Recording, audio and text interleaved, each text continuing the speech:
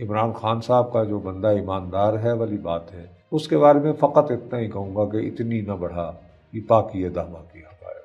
بھائی آپ کے خلاف ایک توشہ خانہ کا مقدمہ ہے نا، تو بھائی صاحب آپ ادھر اپنے آپ کو بے گناہ ثابت کریں۔ آپ کبھی ہائی کورٹ چلے جاتے ہیں، کبھی سپریم کورٹ چلے جاتے ہیں رکوانے کے لیے، اب کتنا ڈیلے کریں گے ٹرائل کو؟ آہستہ آہستہ یہ ہو رہا ہے کہ جو کچھ یہ دوسروں پہ کرتے رہے ہیں وہ مقافات عمل کی طرح ان کے جانب واپس لوٹ رہا ہے۔ لیکن ان کی تو پارٹی کے لوگ کہتے ہیں کہ یہ تو ظلم ہے، اس کے خلاف آواز اٹھانی چاہیے۔ جی ہاں جی، جب ان کے دور میں یہ سب ہو رہا تھا تو پارٹی کے لوگوں نے دیکھیے نا کتنی آواز بلند کی تھی جب رانا ثناء اللہ کے خلاف منشیات کا کیس پڑا، یاد نہیں ہے آپ کو؟ بالکل بالکل یاد ہے۔ میرا خیال ہے 3 یا 4 وزراء نے استعفے دیے تھے اور 15 سے 20 ہزار تحریک انصاف کے کارکن سڑکوں میں نکل آئے تھے کہ ہماری جماعت کا نام تحریک انصاف، ان کے ہوتے ہوئے یہ نا انصافی نہیں ہو سکتی۔ تو یہ 2 نمبری ہے، منافقت۔ اسٹیٹمنٹس چینج کرتے ہیں، پارٹی بدل لیتے ہیں، سائڈس چینج کر لیتے ہیں۔ ارے بھیا یہ بات نہیں ہے، اصل جو امپورٹنٹ بات وہ یہ ہے کہ اگر یہ ملک چلانا ہے، اس کو نارملائز کرنا ہے، تو اگر میں آپ کو یہ کہتا رہوں کہ جو کچھ ہوا اس کی ذمہ دار آپ ہیں، آپ کہتی رہیں کہ میں ہوں، تو کچھ نہیں ہوگا۔ ہم دونوں کو ایمانداری کے ساتھ ہی کہنا ہوگا کہ ہم دونوں ہیں، اور جو ہوا سو ہوا، اب یہ سوچیں کہ اب کیا کرنا۔ تالی ایک ہاتھ سے تو نہیں بچتی، کسی کے پاس کوئی علاج نہیں ہے۔ اگر یہ سمجھیں کہ کوئی اتر پہاڑوں آیا کو رانجھا چرخے کی کوک سن کے، تو کوئی نہیں آئے گا۔ اور یہ جو ہے کہ جی عسکری ادارے کر دیں، جو بھائی 1950 سے وہی چلا رہے ہیں نا ملک کو، تو نہیں بات بنی نا، کیا خیال ہے؟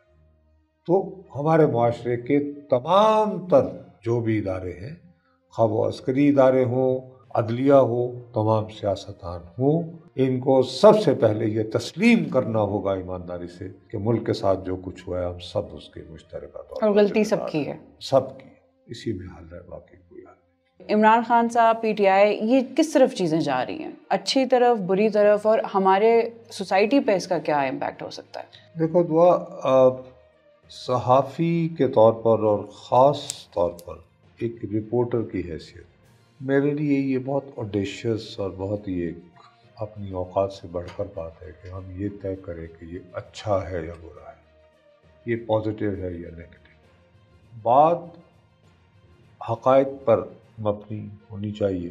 حقیقت یہ ہے کہ ہمارے ملک میں گزشتہ 20-25 سالوں سے تقسیم بہت بڑی ہے، اور یہ واقعہ صرف پاکستان ہی میں نہیں ہوا۔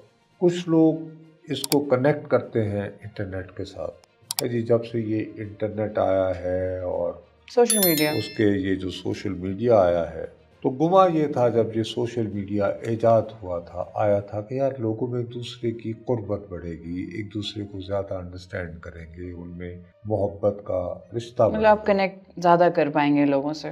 دوسری بات یہ ہے کہ ہمارے عوام کی اکثریت اور خاص طور پر جو آپ لوگوں کی جنریشن ہے، ینگ لوگوں کی، جنہوں نے پڑھا لکھا اور جن کے والدین انہوں نے دیکھا کہ ان بیچاروں نے محنت کر کے جو کچھ بچایا تھا، جو کچھ ان کے پاس تھا، وہ انہوں نے آپ لوگوں کی تعلیم پر خرچ کر دیا۔ آپ جب اپنی تعلیم ابھی مکمل کر رہے ہوتے ہیں تو آپ کو احساس ہوتا ہے کہ آپ نے جو پڑھا ہے، آپ نے جو ویلیوز سیکھی ہیں کہ جی بندے کو ایماندار ہونا چاہیے، حرام نہیں کھانا ہے، قانون کی یہ وہ کرنی ہے، تو ایک تو آپ کے لیے نوکری نہیں ہے، اور اگر نوکری ہے بھی تو وہ آپ کی ایجوکیشن کے ساتھ لگا نہیں کھا رہی، وغیرہ وغیرہ وغیرہ۔ اور آپ کے مقابلے میں جو ہے آپ دیکھتے ہیں کہ ایک گھر ہے، اس میں 8 بڑی بڑی گاڑیاں کھڑی ہیں، اور آپ محسوس کرتے ہیں، آپ معلوم کرتے ہیں کہ یہ صاحب کون ہے، تو پتہ چلتا ہے کہ وہ حکومت کے حوالے سے کوئی 18ویں یا 19ویں گریڈ کے افسر ہوتے ہیں، جو کہتے ہیں یار یہ اتنی تنخواہ میں تو یہ بندہ ایک معمولی سی گاڑی بھی برداشت نہیں کر رہا، تو یہ کیا ہو رہا ہے۔ تو اسی طرح اور جو ہماری سیاسی ایلیٹ ہے اور جتنی بھی ایلیٹ کی ہمارے ہاں اقسام ہیں، تو لوگوں میں ایک پیچھے رہ جانے کا کہ جی ہم میں کیا کمی ہے، why we are left behind کا جو تصور ہے، انفیریورٹی کا جو انفیریورٹی اپنی خواہشات کا پورا نہ ہونا، جو کہ تھوڑی چھوٹی چھوٹی لیجٹیمیٹ خواہشات. میں یہ نہیں کہہ رہا کہ آپ راتوں رات امیر بننا چاہتے ہیں، آپ چاہتے ہیں کہ آپ کا گھر تاج محل ہو، پھر میں وہ کہہ رہا ہوں فلاسفی میں گھس جائیں گے. وہ ایک نفرت جو ہے وہ اس کو بھڑکایا ہے سوشل میڈیا. جو ایلیٹس اور ورکنگ کلاس میں ایک گیپ سا تھا. ورکنگ کلاس میں تو نہیں کہوں گا، لیکن مطلب دیکھیے نا کہ جو آدمی جو ہے جس کے پاس یہ موبائل فون ہے اور اچھا ہے اور اس پہ آپ یعنی ہر سوشل میڈیا ایپ کو پوری طرح استعمال کر سکتے ہو، اس طرح کی تو ورکنگ کلاس نہیں ہے. یہ زیادہ تر میرا خیال ہے مڈل کلاس اور لوور مڈل کلاس کا مسئلہ ہے. بہرحال وہ جو غصہ تھا اس غصے کو بڑی آسانی سے کیپچر کر لیا سوشل میڈیا نے. کیپچر سوشل میڈیا نے تو پھیلایا، لیکن وہ جو دلوں میں لوگوں کے غصہ ابھر رہا تھا ابھی تک کی ٹریڈیشنل ایلیٹ کہ جی ہمارا بیڑا غرق ان لوگوں نے کیا ہے، انہوں نے کیا ہی نہیں قوم کے لیے، اقتدار میں باریاں لیتے رہے، وہ ساری بات جو ہے اس کو آرٹیکولیٹ کر کے پبلک میں اس کا اظہار کرنا شروع کر دیا عمران خان صاحب. جب انہوں نے بڑی شدت سے اس کا اظہار کرنا شروع کیا تو ظاہر ہے نوجوانوں کی ایک اچھی خاصی تعداد ان کی دیوانگی کے ساتھ کہ بھئی وہ جو باتیں کر رہے تھے نظر بظاہر تو ٹھیک کر رہے تھے. اچھا لوگوں کی نگاہ میں وہ بندہ ایماندار بھی ہے. ارے بھائی وہ کرکٹ میں اتنا مشہور تھا، وہ چاہتے تو ساری زندگی لندن میں رہ لیتے. ہر طرح کی ایلیٹ وہاں کی گوری گوری خوبصورت خواتین ان پہ مرتی تھیں، اور پھر یہ کہ ان کی شادی ہوئی یمامہ سے اور وہ بیچارے سب کو چھوڑ چھاڑ کے یہاں آئے. انہوں نے کینسر کے لیے ہسپتال ماں کی یاد میں اور یہ وہ وغیرہ وغیرہ وغیرہ وغیرہ. اب جب وہ سیاست میں آئے تو یار یہ جیسے انہوں نے کرکٹ میں کارنامے دیے تھے اور پھر یہ کہ خلق خدا کے لیے کینسر کا ہسپتال بنایا، تو اب یہ سیاست میں بھی سب کچھ ٹھیک کر دیں گے. سیاست میں آیا تو ہم نے دیکھا جو 3 ساڑھے 3 سال گزارے تھے تو ویسے ہی رہا جیسے پہلے تھا، کوئی ایسی تبدیلی تو نہیں آئی اس میں. لیکن واقعہ یہ ہوا کہ بہتر یہی ہوتا، میں آج سے 1.5 سال پہلے بھی کہتا تھا، آج بھی کہتا ہوں، بہتر یہی تھا کہ ان کی حکومت کو ان کی میعاد پوری کرنے دی. مطلب 5 سال وہ پورے کر کے جاتے. یس. لیکن وہ منیر نیازی صاحب کا شعر ہے، کچھ شہر دے لوگ بھی ظالم سن، کچھ من مرن میں شوق بھی سے. ان لوگوں کو بہلا پھسلا کر ان کو اتنا ڈرا دیا. وہ بھی منیر نیازی صاحب کا شعر ہے کہ لوگوں کو ان کے گھر میں ڈرا دینا چاہیے. ایک رات ایسی سزا ہر مکان پر، صدا ہر مکان پر. انہوں نے تحریک عدم اعتماد پیش کر دی. میں دوبارہ کہتا ہوں تحریک عدم اعتماد کے ذریعے وہ جب فارغ ہو گئے تھے تو بہترین آپشن تھا کہ they should have gone to fresh election.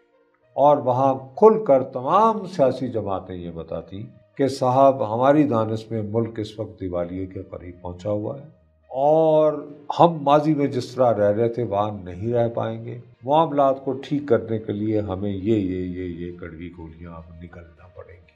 اگر آپ ہمارے نسخے سے اتفاق کرتے ہیں تو برائے مہربانی میں ووٹ دیجئے، ورنہ آپ محسوس کرتے ہیں کہ دعا کے پاس آپ کو مشکلات سے گزارے بغیر کو راستہ ہے تو ٹھیک ہے بسم اللہ جائیے.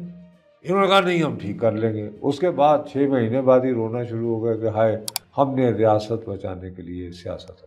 دریس نا وہ صاحب قمر جاوید باجوہ صاحب جنہوں نے ان کے دل میں یہ خوف ڈالا تھا کہ ارے بھائی یہ تو بس اگلے 5 سال بھی اس کی تیاری ہے، تم لوگوں کو ختم کر دے گا اور پھر یہ لگا دے گا جنرل فیض کو اور بس بھول جاؤ. پھر یہ وہ یار تم میں سے لوگوں نے اگر 1.5 سال 1 سال جو ہے عمران خان کے دور میں جیلوں میں بھگت دیا تو یار 2 سال اور بھگت دیتے بھیا کیا ہو جاتا. بہرحال رات گئی بات گئی ہو گیا. انہوں نے اقتدار سنبھالا.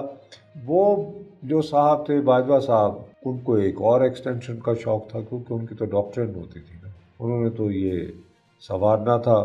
وہ پہلے باتیں کرتے کرتے ان کے دل میں آخر میں آئی جیو اکنامکس، پتہ نہیں انہوں نے نکال دی تھی کچھ. انڈیا پاکستان کو ہم لوگ بچپن سے سنتے چلے آ رہے ہیں کہ ہم آرک رائیولز ہیں.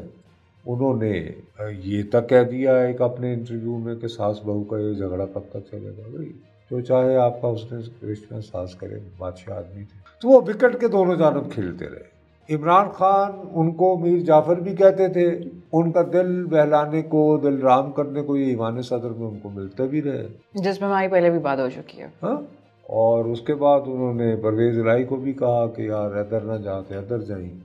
تو ایک کنفیوزڈ فضا ہو گئی. اس کنفیوزڈ فضا میں اس وقت جو غربت، جو مہنگائی، جو معاشی ابتری ہے، اس کا سارے کے ساری ذمہ داری ان جماعتوں کے سر آ گئی ہے، جن کو آلریڈی تحریک انصاف کے قائد جو ہیں چور اور لٹیرے ثابت کر چکے ہیں، جو اپوزیشن اپنی اور پی ڈی ایم اور وہ سب.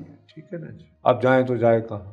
دوسری طرف مسئلہ یہ ہے کہ میں بغیر کسی بات کے کہ بھئی وہ جو